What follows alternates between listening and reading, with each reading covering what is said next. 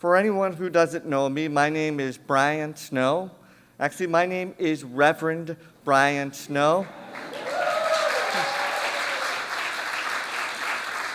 I use that title because you gave it to me, so thank you. I was ordained in this church in October, in case. So for some context, if anybody is new. So I have been, especially for those of you who are new, you may know me as the interim music director. So I am your affiliated community minister. And so what happened about a year ago is some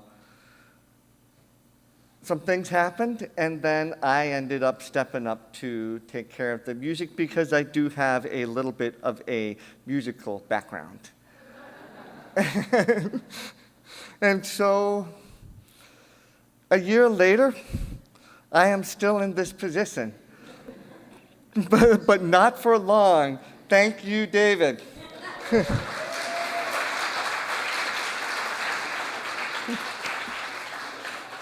Our new music director is here, and I will be joyfully passing the baton. But what a year it has been. I want to thank you all from the bottom of my heart. The theme for today, at least the theme that I have in my mind, is looking at the world for what is possible. So we can look at it. We certainly know where we've been, or at least I hope we do, because that history is important. And we can see things for what they are now. But part of the music of this church, part of this church, is to see the world for what it can be. And in this year, there have been current events and the like that, and in our own congregation, that made leading a song, leading music, difficult. In fact, almost feels inappropriate. However, it is the most subversive thing that we can do, and it is the best thing that we can do to help this community heal. Research shows that singing heals trauma. And if you want to see the research, I have it here. I can pull it up, but I'm not going to run the numbers through you here. But it does work, and I can show you the studies. But, my contact is as a chaplain in a psychiatric facility in Boston. That is where I minister. That is where I minister representing all of you.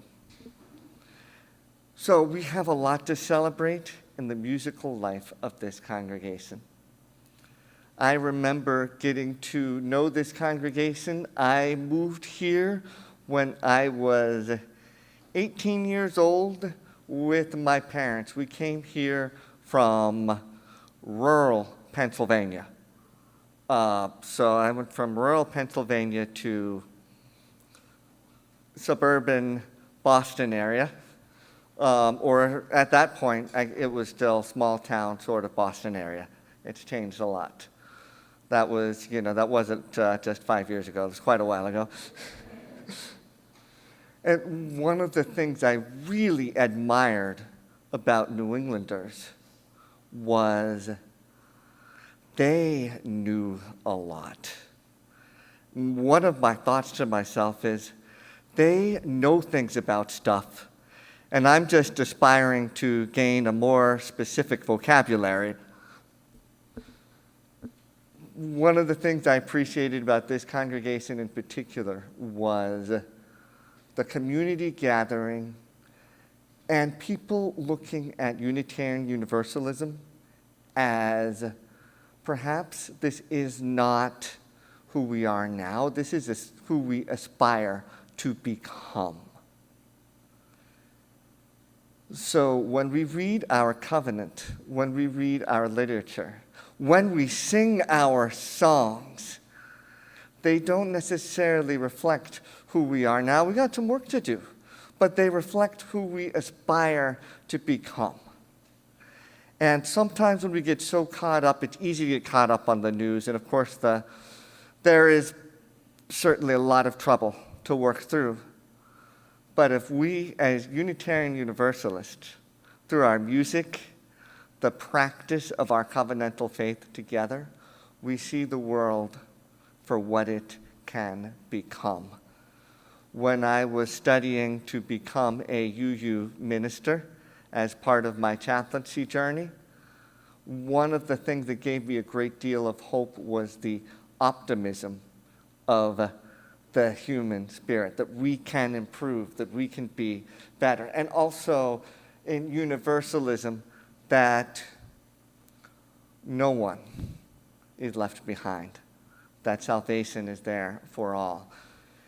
Now, there are times when that's tough to really hold in our hearts, and there are times when we sometimes want that thunderclap of glory to come down and cast judgment and make it all right. But we are called to love this world for what it can become, for what is possible. And you have shown me that this year. What a year it has been. I have so many people to thank. This year has not just been me at the piano doing stuff. It has been a music committee overseeing what I'm doing. It has been this lovely choir that has been, hello choir, more than patient with me, trying out some things, and even worked out, we did it. Some music that is challenging, and we have had fun. And I want to thank also the bell choir. Thank you. The bell choir will be ringing for us for our postlude. The bell choir has come in for me when I was not sure, okay, what are we going to do? Oh, good. Bell choir's here. I get a little bit of a break. Also sustaining me is a jam band. This church does have a jam band. And they have been up here, and folks from this jam band have been supporting me, challenging me musically, and even an outlet to explore some of my own compositions. So I want to thank you all. So I have here a massive bucket of flowers. And I'm going to head down here, and I'm going to tell you what I'm going to do with this massive bucket of flowers.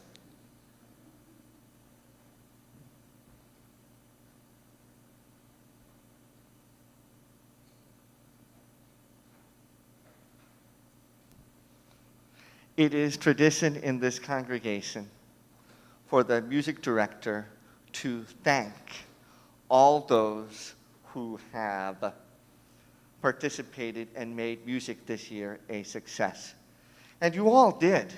If you've sung around in this congregation, you have contributed to the success of this. So I want to acknowledge that. I am going to move this massive bucket over here, and I'm going to call some folks forward.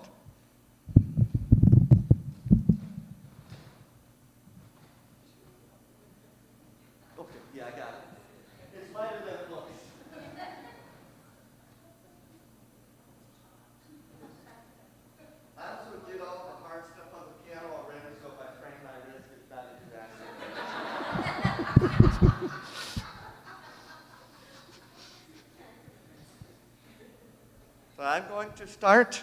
Their names are on my phone so that I do not forget.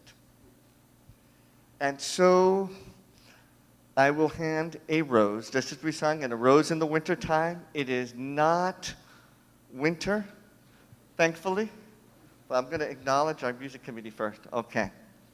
And Alan's got this. So I would like to acknowledge Barry Jefferson, who is likely watching online. So hello, Barry. We have a rose for you. Also, a reason behind the roses. My role here, this has been wonderful, and it is temporary. I can only sustain it for so long, just like a flower. That it's not permanent, it's wonderful while it lasts. I would like to acknowledge on the music committee my mother, Maura Snow,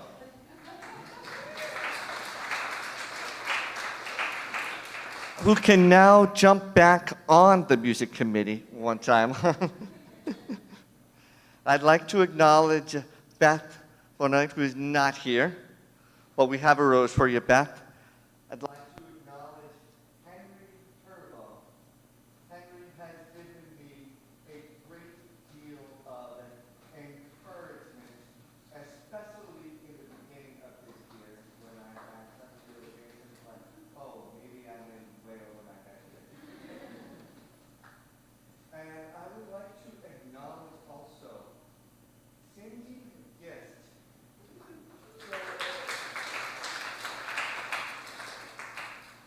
Cindy has also helped in the archaeology department. There is a lot of history in this church, and that means a lot of stuff in the music office to sort through, and a lot of music that we find. So thank you, Cindy, for. I would also like to thank our lovely cellist, Janice Turbo.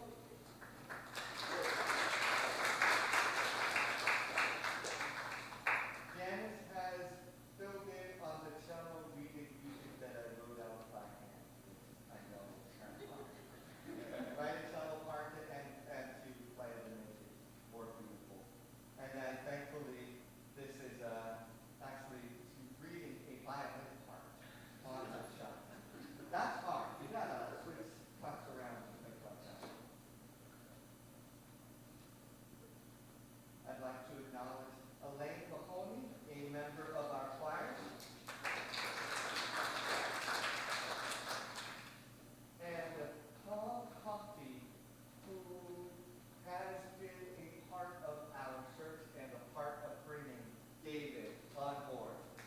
So thank you guys. And the list continues, but this will move. I'm losing the battery of that microphone, so I'm going to have to do this from up here. Thank you, she's not here, to Virginia Adams. You have seen a ton of random instruments here this past year. Most of those actually came from Virginia Adams. So thank you. You can still give stuff if you want. I'll try to figure out how to play it. Or rather, that'll be David's department to decide. You might end up with more instruments than you want to deal with. There's a few up there.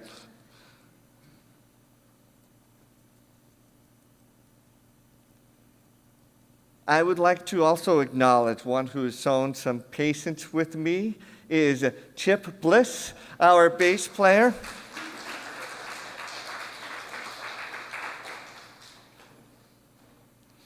Donald Hayes, who's not here, who's also a bass singer. If I said bass player, I'm sorry. Sings bass.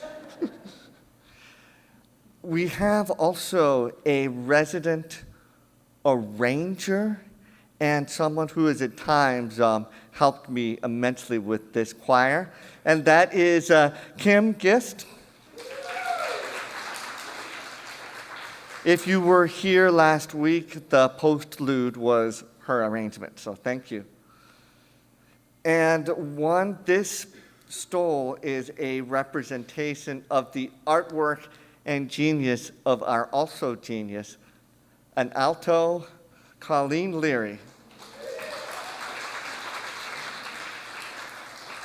And Carrie Ives, who may not be here, but Carrie also has been supportive and helpful in my ordination process. Yay, Carrie. Dee Halsick, an alto in the choir.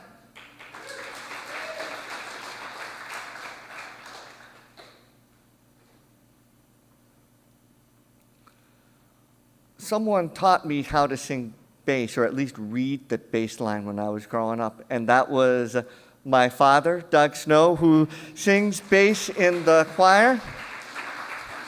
When we were at church as a kid, we'd be singing together, and he would show me what notes were the bass part and how the harmonies came together.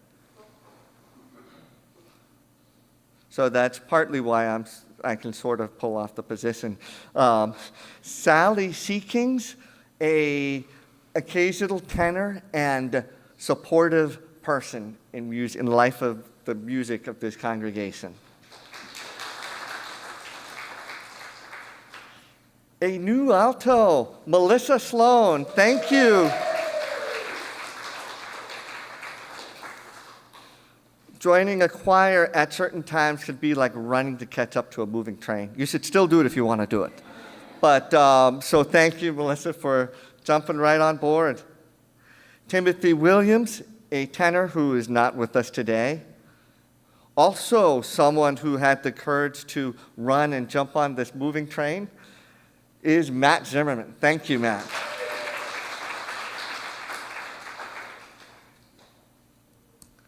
And I would also like to acknowledge Bev Barry. Bev Barry is one of those who can just read a part, show up, and sing. And you don't have to worry about it. I don't know how. I wouldn't be able to do that, but she does. We have a jam band, as I mentioned earlier. Elliot Mayer, who you've heard on guitar, bass guitar, and a number of other instruments. My father-in-law, Kevin McMullen, who's not here, our drummer.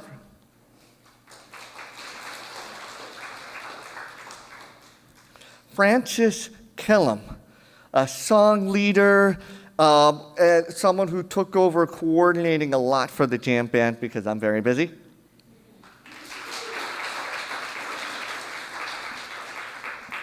Our cowbell player, John Snyder. We need more cowbell. Our wonderful flautist, Jeff Volk. So, David, this is true. We have a flautist who will sight read music over your shoulder to help with the...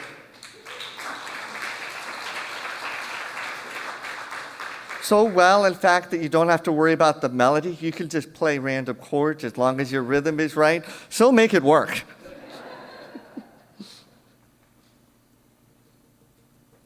I would also like to thank my wife, Caroline McMullen. So there is a bunch of stuff. She's in this building somewhere, so.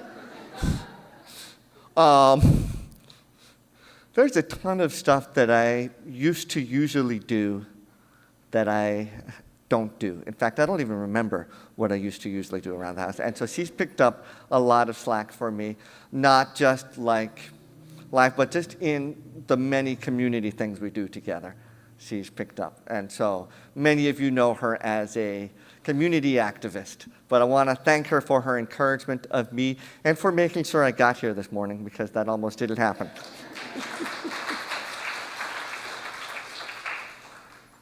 Also, a shout out to Brian Judd, who is, actually I'd like to give now another shout out. So Brian Judd played guitar.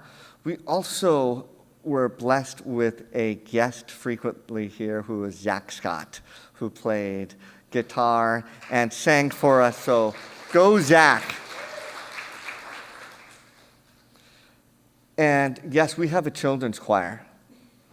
So I'm going to give a shout out. They're not here. Ezra Judd, Isaac Judd, Jake Volk, Ethan Volk, Owen Routing, Max Routing.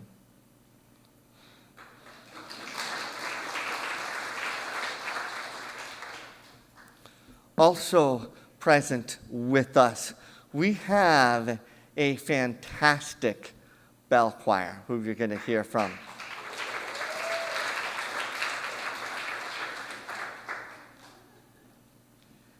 And so you're going to hear from them in the poster, but I would like to start with acknowledge, hang on, I'm good, okay. So I want to thank you for your patience with me for just kind of jumping in with some stuff last minute, and acknowledge your smiling faces there. I have your names here, but I am out of batteries.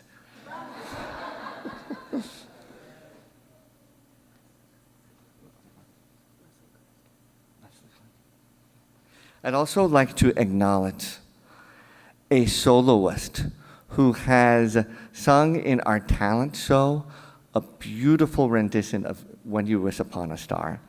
Thank you, Leslie. Leslie has a background in jazz vocal performance and has been a soloist with us many times. So I want to thank you all. There are so many more people here that I could just stand up here all day and just thank people for making this possible.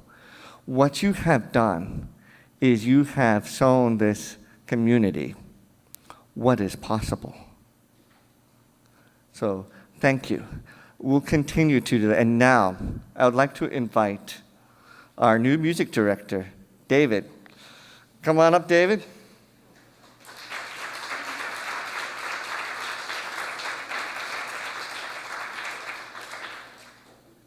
Yeah. All right. So I am like a sprinter in a relay. I picked up a baton from before, and now I get to pass the baton. And it's going to be a literal baton. I don't use it. It's actually kind of difficult to use for choral directing, to use a baton. And I'm liable to flip the glasses off of my face when I use it. But, David, I hand to you a musically energetic, competent, and hopeful community. And I also hand over to you the care of this great piano, which has been played actually by 4 generations of my family, randomly enough, which is where some of the oops marks come from. Most of those are mine. So this means a lot to me to pass it on, and I want to thank you for taking up this baton. And now some of you have asked me, where am I going, what I'm going to do? I'm your community minister. I'm not even supposed to be doing this. So I am still here as your affiliated community minister. Here you go.